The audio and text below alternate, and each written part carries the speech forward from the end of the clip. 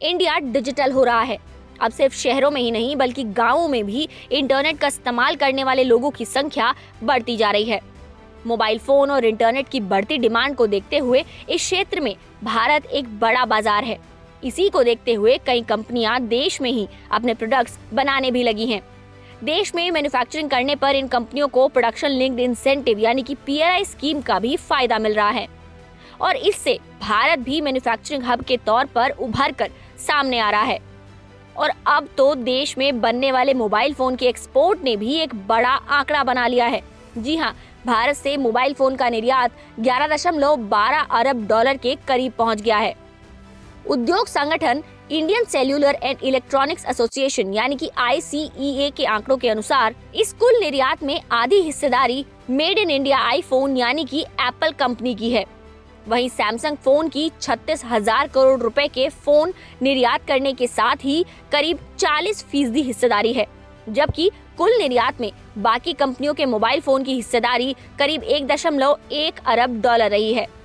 ICA ने कहा है कि भारत से मोबाइल फोन निर्यात पिछले कारोबारी साल से बढ़कर 2 गुने हो गए हैं।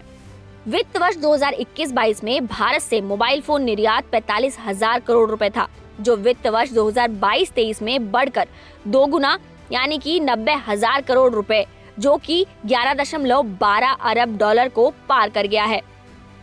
ICEA के चेयरमैन पंकज महेंद्र ने कहा है कि कोई भी अर्थव्यवस्था या क्षेत्र बड़े लेवल पर एक्सपोर्ट किए बिना वाइब्रेंट ग्लोबल इकोनॉमी या फिर ऐसा क्षेत्र नहीं बन सकता। और अब देश विदेश से बड़ी कंपनियां भारत आकर भारत में ही मैन्युफैक्चरिंग कर रही हैं, जिससे भारत से होने वाले एक्सपोर्ट में बढ़ोतरी हो रही है।